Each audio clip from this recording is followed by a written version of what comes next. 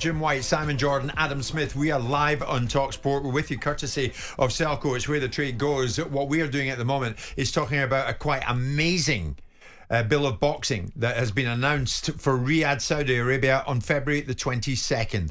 Amongst others, we're going to see Beterbiev fight Bivol again. The two of them go head to head. Daniel Dubois, conqueror of AJ, of course, will go in against Joseph Parker. Elsewhere, Virgil Ortiz will fight Israel Madrimov. Elsewhere, Zhilei Zhang will fight Kabayel. Josh Boatse will fight Callum Smith. It all goes down on February the 22nd in Saudi Arabia. So Dubois goes in against Parker. This was Daniel's reaction early on. Really excited and ready to go. I'm glad I've got an opponent now, and I'm just out ready to seek and destroy and go to work again. It's been talked about for a while, so, I'm finally glad to get it on and get in the ring and, show the people that I'm the real deal. What do you think of Parker? What do you think you've got to do on the night to get a win? I think I've got to just go right through and be better at everything, better in every department, in every department, speed, youth, energy, power, everything. I've got to bring it. He's an experienced veteran of the game, so I've got to just essentially just break him down and, finish him off.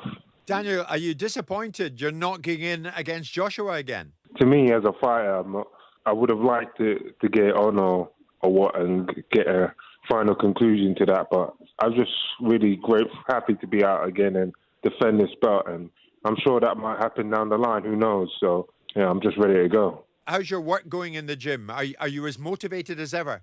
So certainly, I'm more motivated now. Now that I'm the champion and all of that, I feel like, I'm just stepping up a level and getting better in every way. Every day I'm getting better. What would your message be to Joseph Parker then ahead of this? Let's get it on. Let's go. It's about time now. Let's rock and roll. Let's go. Let's rock and roll and let's go.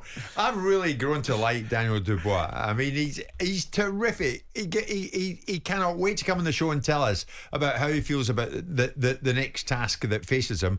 And the next task that faces him, Adam, is Joseph Parker in February. How do you see that matchup? Firstly, that's great getting him on at short notice like that. He's brilliant, Daniel. I've had some time in the gym with him. Really like his setup with Don Charles and his dad and his younger brothers always around him, and he's just got back from Brazil, and he was sharp in the gym. When I saw him a couple of weeks ago, we were talking about the Parker fight, and he wanted a challenge, and I think fair play to him. He could have taken a softer defence. I think it's a terrific fight. I think Joe Parker has waited for this moment. He's done everything right in Riyadh season. Look what he's done with Andy Lee. His performance has been brilliant, but he's had time out, and I'm thinking, where's Joe? Where's he gone? And I'm dropping a message going, when are you fighting? We thought he might be fighting in October or on the Fury Usyk card in December, but now he gets his big opportunity. I swapped messages with him earlier. He's absolutely thrilled. He's really excited. He is a veteran, but he is 32, so he's still fresh. He's looking better than ever. He's put a little bit of muscle as well, so I think it's a really interesting fight.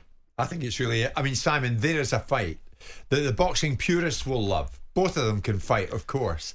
There's a bit of romance in it as well. Parker's been round and about the place for so long, and everybody loves Joseph Parker. What are we going to see? Even more so in recent form, because ever since he's teamed up with Andy Lee, I think he's become a much better fighter. He was always a good fighter, but there was this propensity not to let his hands go as much as people thought that he should have done when he fought Anthony Joshua. The referee potentially killed that fight, but he didn't approach it the way I thought he would do, and that's a credit to Anthony Joshua. Look, he's beaten Zhilei Zhang, which a lot of credit's been given to Zhilei Zhang because of what he did to Joe Joyce, but Joe Joyce's career has gone on a nosedive since then. You also look at the fact that he beat Deontay Wilder, or I would suggest the person that was Deontay Wilder.